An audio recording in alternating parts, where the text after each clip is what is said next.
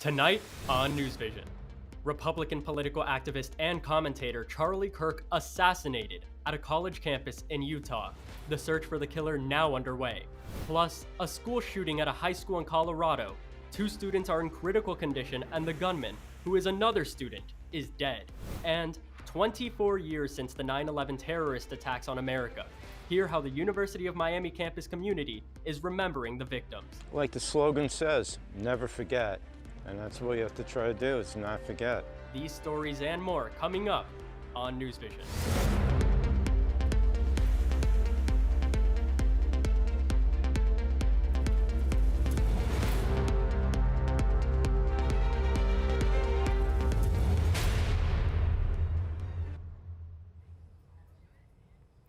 Hello and welcome to the first episode of NewsVision for the semester. I'm Lauren Harrington. And I'm Taryn Jacobs. Thank you for joining us.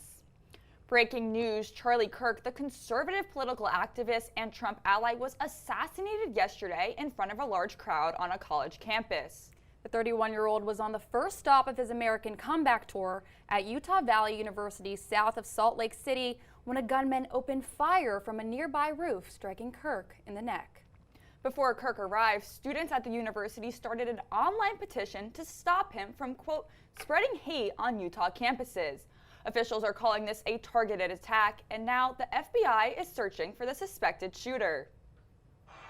A manhunt is underway in Utah following the Wednesday shooting death of 31-year-old conservative activist Charlie Kirk during a speaking engagement at Utah Valley University. While the suspect is at large, we believe this was a targeted attack towards one individual. Kirk was a rising star on the right, host of a popular podcast, and co-founder of the political action group Turning Point USA. Known for having his finger on the pulse of the MAGA base, President Donald Trump credits him with galvanizing the youth in political debate. This is a dark moment for America. Charlie Kirk traveled the nation, joyfully engaging with everyone interested in good faith debate. Utah Governor Spencer Cox calling Kirk's murder a, quote, political assassination, citing a string of recent violence motivated by politics. And when someone takes the life of a person because of their ideas or their ideals, then that very constitutional foundation is threatened. There has been an outpouring of condemnation from both sides of the aisle as prominent politicians and average Americans grapple with the shocking violence. Charlie shared thoughts and ideas, and he was silenced for those thoughts and ideas. Tonight, Kirk's casket will be flown back to Arizona on Air Force 2 from Salt Lake City alongside his family, friends, and the second family. Earlier today, President Trump announced that he will award Charlie Kirk the Presidential Medal of Freedom posthumously.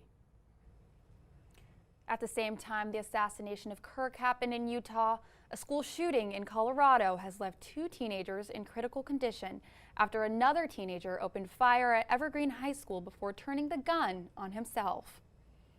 The gunman died in the shooting, and he has been identified as 16-year-old Desmond Hawley, a student at the school. Investigators say Hawley carried a revolver and several rounds of ammunition when he began firing just after noon on Wednesday. We had the unfortunate events of receiving 3 patients who sustained gunshot wounds at Evergreen High School. I can tell you that our hospital did a tremendous job. We were able to take care of all 3 patients simultaneously with a great staff. Officials say the school did a good job keeping students safe during the lockdown that followed the shooting. Investigators are still trying to learn Hawley's motive and how he had the gun. There are new developments in the shooting of Florida State linebacker Ethan Pritchard. He was shot on August 30th in Havana, Florida, and he is still in the hospital in critical condition. Now, yesterday, 4 people were arrested per the Florida Department of Law Enforcement. One of them is a minor, and all 4 are charged with 3 counts of attempted murder and 1 count of shooting into an occupied vehicle. Authorities believe the shooting was a case of mistaken identity. For now, Pritchard remains in critical but stable condition at Tallahassee Memorial Hospital after being shot in the back of his head. A recently surfaced birthday card addressed to Jeffrey Epstein is under the spotlight because of an entry allegedly written by Donald Trump. It was released on Monday by the House Oversight. The note is part of a book filled with other birthday notes to Epstein for his 50th birthday. The letter is a dialogue between Donald and Jeffrey inside of an outline of a woman's body with what appears to be Trump's signature at the bottom. The White House has denied Trump's connection to the note, calling it fake. Some are questioning the signature, claiming it does not resemble the president's signature. In July, Trump denied writing the letter and filed a lawsuit against the Wall Street Journal over its report on the birthday note. The UK Prime Minister has fired the British ambassador to the United States over his connections to convicted sex offender Jeffrey Epstein. Peter Mandelson has been under mounting pressure over his well-known relationship with Epstein. On Monday, U.S. lawmakers released a so-called birthday book in which Mandelson had penned a note to Epstein. In the handwritten note, Mandelson described Epstein as his best pal. Later on Monday, Bloomberg published a trove of emails between Mandelson and Epstein. In the emails, Mandelson expressed support for his friend and offered to discuss his 2008 Florida case with his political contacts. Asked last year about his relationship with the sex offender, Mandelson said he regretted meeting him. Time for a short break, but coming up on NewsVision, we'll take a look at how the nation and the University of Miami are marking the 24th anniversary of 9/11. And later on, we will take you on a ride to see how one Miami organization is helping grow the city's skateboarding scene. Details in just a minute. Stay with us.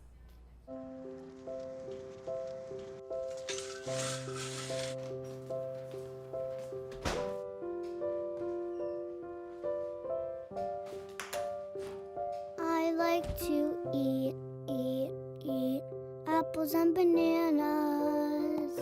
I want to eat apples and bananas. I need to eat apples and bananas. Why can't I eat apples and bananas?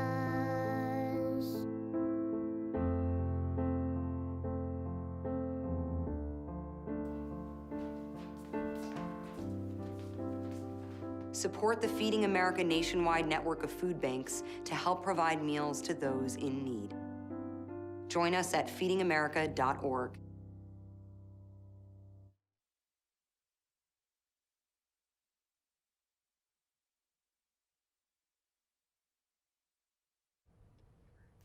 Today marks the 24th anniversary of 9/11, the deadliest terrorist attack in American history.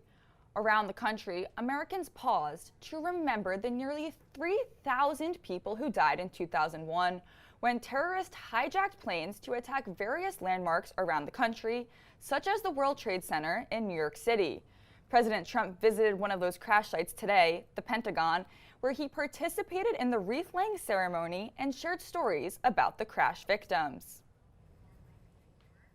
Here on campus, student organizations are working to keep the memory of 9/11 alive, honoring the victims, first responders, and all of those affected by the attacks. The University of Miami College Republicans held an event last night to plant 2,996 U.S. flags next to the U.S. statue in the middle of campus. One flag for every life lost in the terrorist attacks. This morning, the flags waved in honor of those who died, especially the first responders in New York. Very humbling too to be alive. I didn't know what to expect when I got down there. I'm happy to see this. I think it's well deserved for the people we lost that day. Like the slogan says, never forget. And that's what you have to try to do, is not forget. The UM College Republicans have planted flags every 9/11 since the organization was founded in 2011. The group put out a statement saying each flag represents an individual we will never forget. This display serves as a powerful reminder of the tragedy, the resilience of our nation, and the importance of unity in remembrance. Miami Beach leaders are pushing back against the state of Florida. The city voted to defend its rainbow crosswalks and approved renaming a portion of Ocean Drive to Pride Street. Melanie Lowe is live in Miami Beach with more on how residents are reacting to the state's proposed removals. Melanie, what are people telling you about this issue?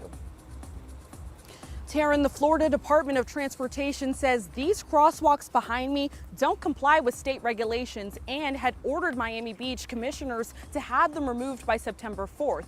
But this week, those same commissioners unanimously voted to legally defend the crosswalks if the state tried to remove them. The city leaders say that these crosswalks have been in place for years without any issue. This vote followed similar removals in other Florida cities, including Key West, Delray Beach, Orlando, and West Palm Beach. The Pride Street renaming also passed unanimously, with officials calling it a permanent sign of inclusion in the heart of South Beach. I spoke to people in the area, some wanting to remain anonymous, to hear their reactions about the proposed removals. So I don't think there's anything wrong with it. It doesn't, ruin anyone's lives. It's just there. And I don't see a reason why there shouldn't be. It's free state of Florida it's supposed to be. I know the people running it don't really want it to be free, but it's terrible. Like, let people live their lives and, maybe focus on fixing roads instead of tearing them up. And the state's resolution could soon face its biggest test. A state hearing is set for September 19th to officially determine whether or not these crosswalks can stay or have to be removed. Live in Miami Beach, Melanie Lowe, UMTV. Thank you, Melanie. Skateboarders in Miami take advantage of the great weather to practice their passion year-round. And as Gracie Palmer reports, now one nonprofit is helping build the Miami skateboarding scene from ground up. Skateboarding, a sport that's been around for over 60 years. In the 1950s, skateboarding was created by surfers in California as a way to replicate the feeling of riding a wave. From there, it quickly gained popularity around the world. But as far as the growth of skating, I've seen it go from like 0 to 100. I think Miami right now, in this moment as we stand here right now, is like kind of at its apex of kind of the influence of skating. But Miami hasn't always been a hot spot for skating. Growing up in Miami, we had random skate, like backyard half pipes, and it was really limited to who can skate them. So we just literally skated the streets, downtown Miami. I went to Philadelphia, New York City, California, and the infrastructure for skating was much different than it was here in Miami. I grew up with no skate parks. No public skate parks. Back before public skate parks grew in the city, teens used roads, DIY ramps, and vacant lots to learn the sport. This became specifically popular amongst underserved Latino groups. There's a certain social aspect of skateboarding that's almost universal, no matter what walk of life you come from. Where you have street spots and stuff, and like that's what kind of thing. Like, I remember after Katrina, there was like this Latin America that got torn down, and then they made like a DIY out of that. A key contributor to this growth of skating was the creation of Lot 11, located directly under I-95 in downtown Miami. And I'm standing here on Lot 11, a once abandoned parking lot now turned into a skate park. And all of that was made possible by a local nonprofit known as Skate Free. Skate Free was founded in 2012.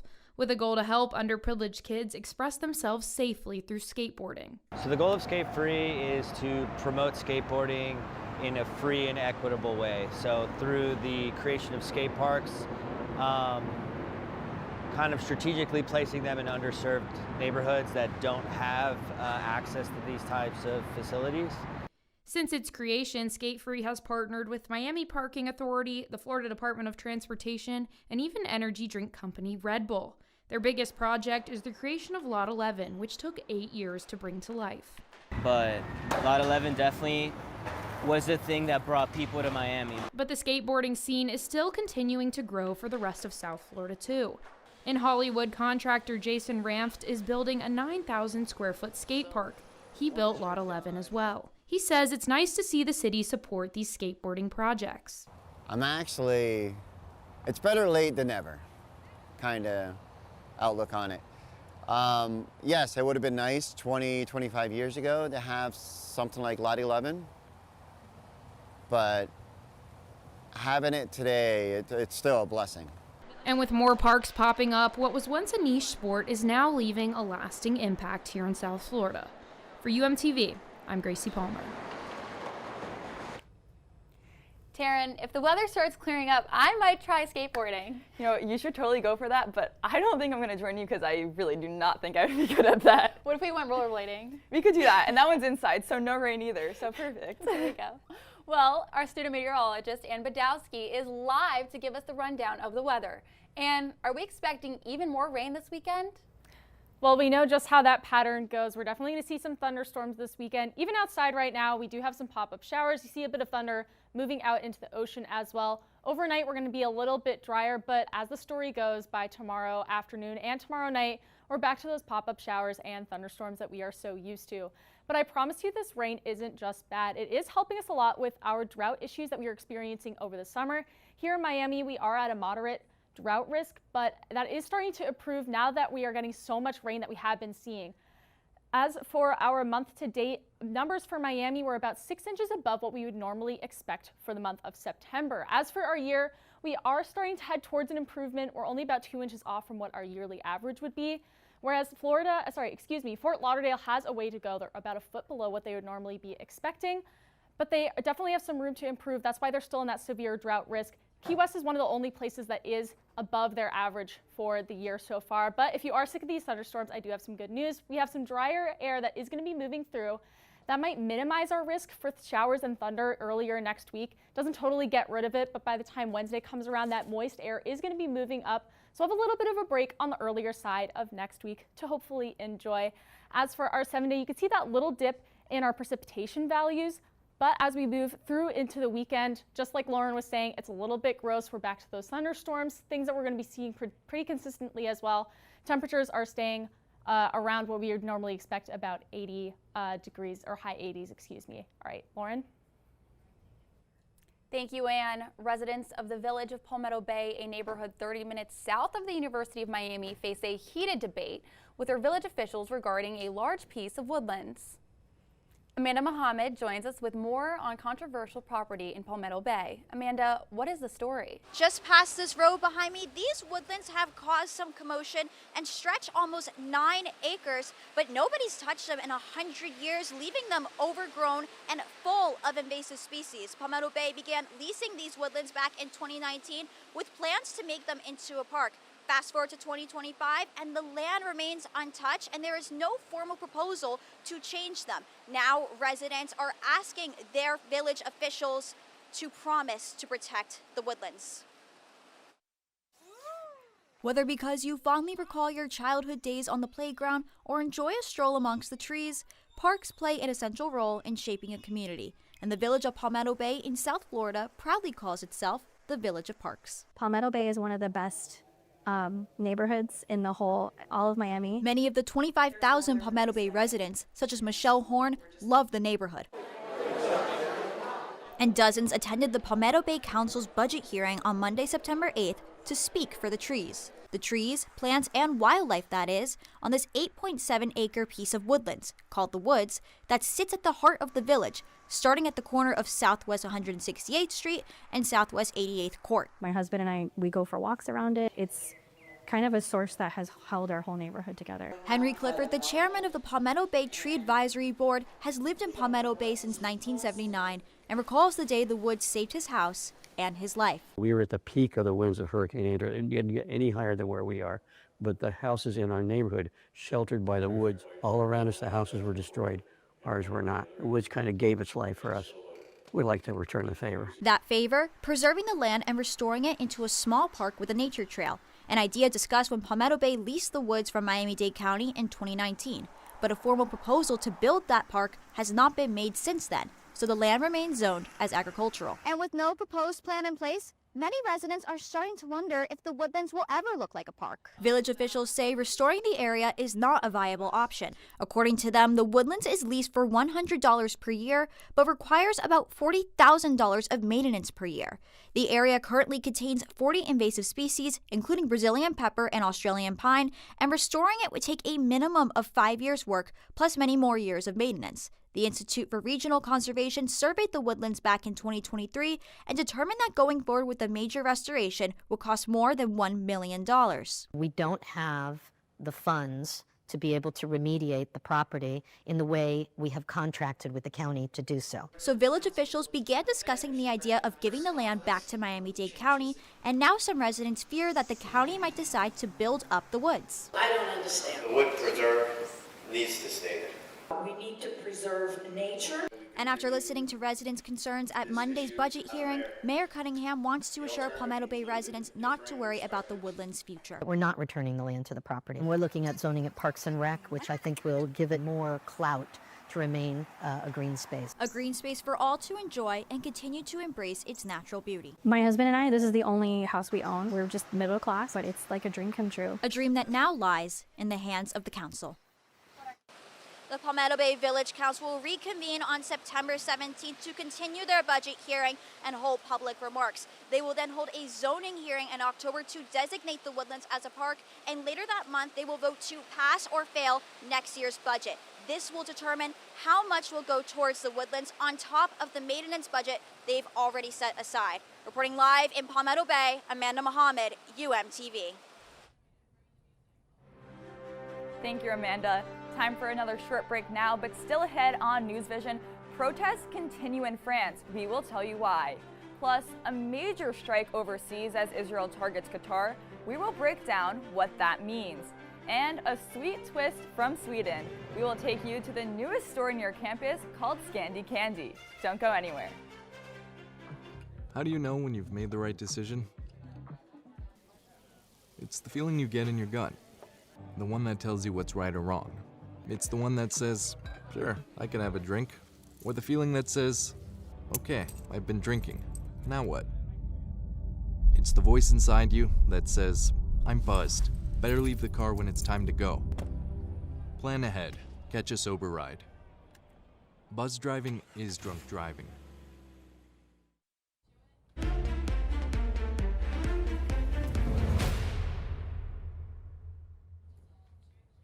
Thank you for staying with NewsVision. Qatar's Prime Minister says Israel's strike on Doha has killed any hope of freeing hostages held by Hamas. The attack happened Tuesday when Israel struck the capital of Qatar, targeting Hamas leaders as they gathered to discuss U.S. proposal for a ceasefire. Hamas says its senior leaders survived the strike but offered no immediate proof. The group said 5 lower-level members were killed. The attack now threatens ceasefire talks mediated by Qatar and Egypt aimed at securing the release of Israeli hostages in Gaza. Hamas has accused Israel of derailing negotiations and claims the strike shows Israeli Prime Minister Netanyahu has no intention of reaching a deal. Netanyahu has not responded to these remarks, but has continued to defend the strikes and threaten further action against Qatar. Anti-government protesters have taken to the streets in France, where hundreds of thousands of people are blocking roads and clashing with police. They have put on a nationwide campaign called Block Everything to challenge the actions of the French administration that is trying to cut budgets. After the protests broke out, some 80,000 police officers were deployed. Officials say close to 300 people have been arrested and a dozen officers have been injured. Welcome to sports. I'm Jaden Cohey. An exciting 2 days of volleyball games rocked the country this week for the inaugural ACC and SEC conference matchups. These matchups, also known as a showdown at the net, featured 16 SEC and 16 ACC teams going head-to-head in a cross-conference event, which spanned from Tuesday to Wednesday night. Headlined by top-ranked showdowns like number 7 Pitt's upset sweep over number 3 Kentucky, and a 5-set thriller as number 2 ranked Texas took down ranked number 4 Louisville. Other thrilling matches included Wake Forest versus Alabama and Miami's fiery win last night over Ole Miss. Miami opened the match with focus, winning the first 2 sets, but Ole Miss took advantage of 15 service errors in the next 2 sets from Miami to even things up before a deciding 5th set. Winning 15-13, the Canes took home a hard-fought victory over the Rebels, and the ACC clutched the showdown after winning 9 of the 16 matches against the SEC. The first NFL matchups of the season brought tons of excitement to kick it off, and one special kick secured an opening win for the Buffalo Bills. With just over 3 minutes to go, the ball goes to running back Derrick Henry, and then he loses it as Ed Oliver forces the fumble. The Bills recovering, they will protect that ball with their life, giving the Bills another chance.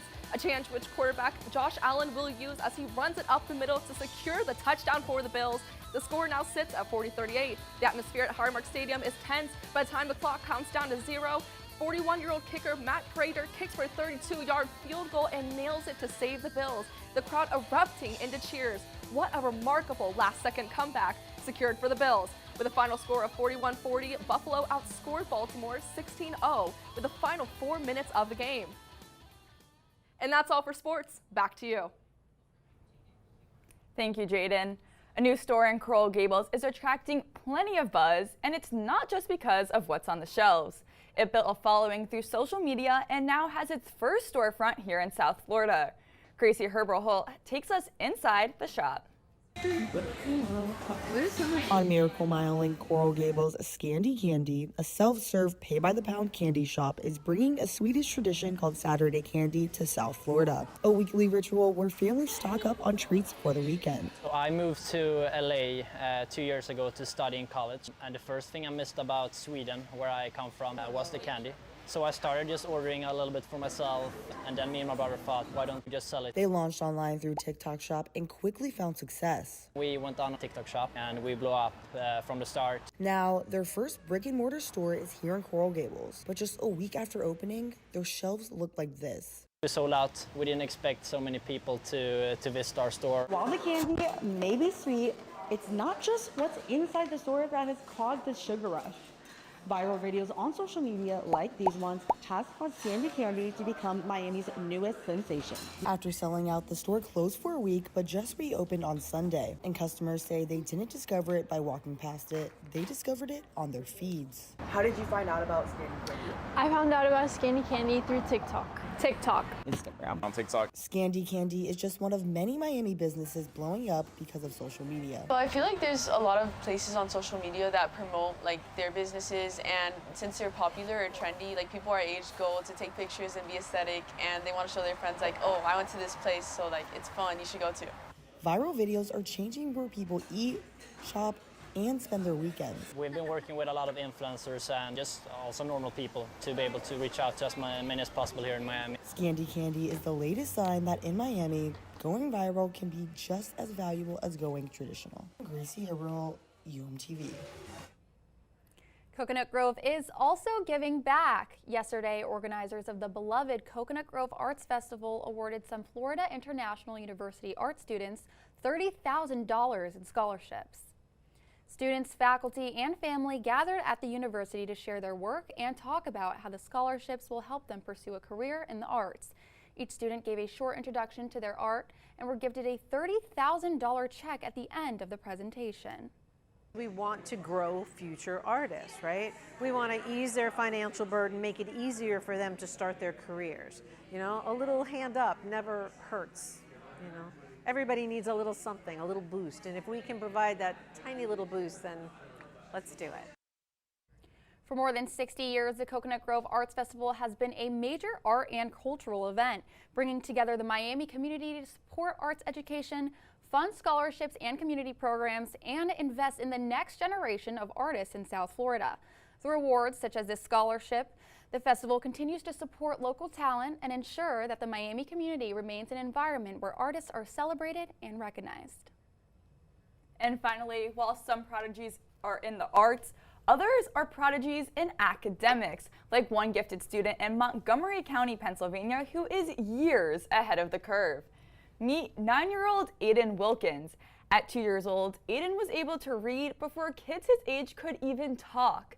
Now, this 9-year-old, who should be in elementary school, is actually a high school sophomore taking college-level courses in neuroscience at his local university. Aiden says he is passionate about understanding the brain and helping others, and he plans to one day become a pediatric neurosurgeon. You go, kid. Well, Lauren, I could not imagine taking neuroscience now, let alone at 9 years old. I can't even wrap my head around it. That's all the time we have for this edition of NewsVision. Thank you for joining us. We will see you next week for another episode. Have a good night.